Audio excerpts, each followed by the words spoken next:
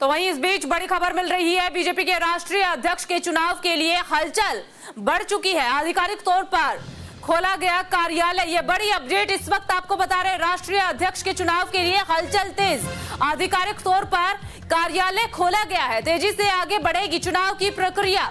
UP में BJP ने घोषित किए चुनाव अधिकारी। तो देखिए, ये बड़ी अपडेट इस वक्त आपको बता रहे हैं। उत्तर प्रदेश में बीजेपी ने चुनाव अधिकारी भी घोषित कर दिए। महेंद्र नाथ पांडे को बनाया गया है चुनाव अधिकारी। तो राष्ट्रीय अध्यक्ष के चुनाव के लिए हलचल तेज हो चली है। आधिकारिक तौर पर कार्यालय को भी खोला गया है। हलचल लगातार बढ़ती जा रही है। तेजी से आगे बढ़ेगी चुनाव की प्रक्रिया। ये कहा जा रहा है कि अब चुनाव में कोई भी रुकावट नहीं आएगी, ना ही स्लो गति से ही चुनाव आगे बढ़ेंगे।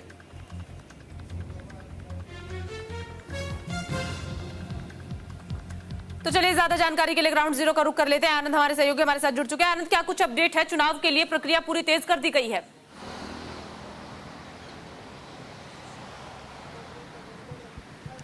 आंचल, आपने बिल्कुल सही कहा। बीजेपी के नए अध्यक्ष को लेकर जो तमाम चुनाव होने हैं उसको लेकर प्रक्रिया तेज हो चुकी है। आज ही केंद्रीय कार्यालय में एक कमरा भी उसका इनॉग्रेशन कर दिया गया, जिसको लेकर जो संगठन पर्व के तौर पर बीजेपी मना रही है, यानी नए बीजेपी राष्ट्रीय अध्यक्ष के चुनाव को लेकर, तो उसको एक कमरा आज उद्घाटन किया गया। उसके साथ जो के लक्ष्मण है, जो कि ओबीसी मोर्चे के राष्ट्रीय अध्यक्ष के साथ उनके पास जिम्मेदारी है नए अध्यक्ष के चुनाव को लेकर, उन्होंने भी अपना कार्यभार अब इस ऑफिस से शुरू कर दिया है चलाना। और उसके साथ साथ जो तमाम अलग अलग प्रदेश हैं उसकी नियुक्ति कर दी गई है, जिसमें उत्तर प्रदेश की अगर बात किए तो वहाँ के चुनाव अधिकारी महेंद्र नाथ पांडे होंगे, जो पूर्व में केंद्रीय मंत्री थे, और उसके साथ चंदौली से सांसद है, उनके साथ सह चुनाव अधिकारी भी नियुक्त किए हैं। उत्तर प्रदेश को देखते हो तो कहीं ना कहीं बीजेपी हर संभव कोशिश कर रही है, क्योंकि जेपी नड्डा का जो कार्यकाल था वो जून में ही खत्म हो गया था। उनको एक्सटेंशन दिया गया है, वो दिसंबर तक लगातार अभी बने रहेंगे। और अगर एक्सटेंशन की बात की तो 1 साल पहले भी उनको एक्सटेंशन दिया गया। दरअसल नए राष्ट्रीय अध्यक्ष को लेकर बीजेपी अपने तमाम का जो उनका स्ट्रक्चर है, बीजेपी का संवैधानिक तौर पर जो तमाम स्ट्रक्चर है, उससे पहले वो ये कहता है कि तमाम मंडल से लेकर जिले से लेकर तमाम जो संगठन होता है उसमें इलेक्शंस होंगे। जो नए चुनकर आएंगे वो राष्ट्रीय अध्यक्ष का चुनाव करेंगे पदाधिकारी।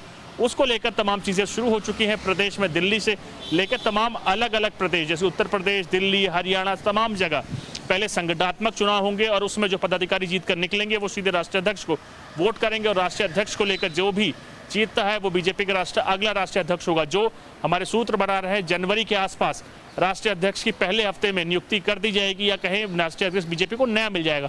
अभी वर्तमान में केंद्रीय मंत्री जगत प्रकाश नड्डा बीजेपी के राष्ट्रीय अध्यक्ष है, उसको लेकर भी है कि जेपी नड्डा का कार्यकाल लगातार एक्सटेंड किया जा रहा है, तो लगातार उनके कार्यकाल को बढ़ाया जा रहा है। दिसंबर अब तक अब उनके पास का कार्यकाल है, लेकिन क्या एक बार फिर से बीजेपी उनके कार्यकाल को बढ़ा सकती है? एक्सटेंशन मिल सकता है?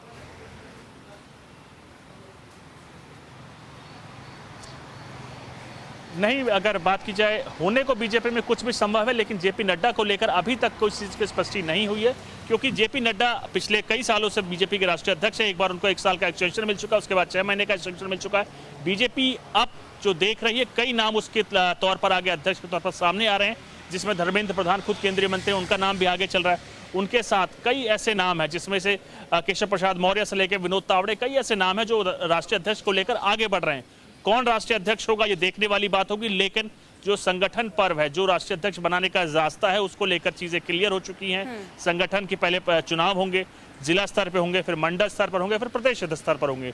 जो अधिकारी जीतेंगे वो राष्ट्रीय अध्यक्ष को वोट करेंगे और बीजेपी को राष्ट्रीय अध्यक्ष जनवरी के पहले हफ्ते के आसपास मिल जाएगा, जो कि नया राष्ट्रीय अध्यक्ष होगा। और कहीं ना कहीं कौन होता है, किसकी लॉटरी खुलती है, क्योंकि दुनिया की सबसे बड़ी पार्टी है बीजेपी, और उसका राष्ट्रीय अध्यक्ष का अपना ही महत्व होता है। किसके नाम पे हरी झंडी मिलती है, किसको संगठन चाहता है, किसको पीएम मोदी चाहते हैं, किसको अमित शाह चाहते हैं, बीजेपी के चाणक्य हैं, ये देखने वाली बात है। लेकिन कई नामों को लेकर चर्चा गर्म है। किस नाम पर आखिरी मोहर लगती है वो जनवरी के पहले हफ्ते के आसपास चीजें क्लियर हो पाएंगी।